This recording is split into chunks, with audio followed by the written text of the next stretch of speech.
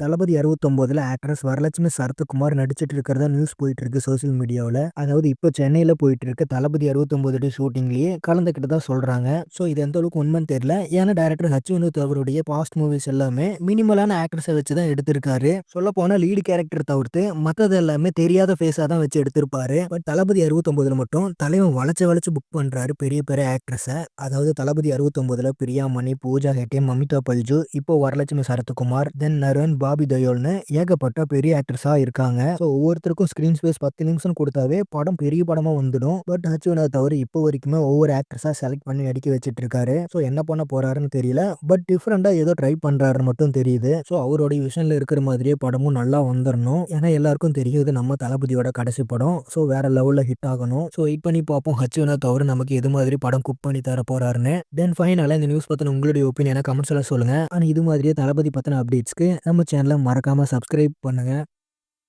Thank you friends.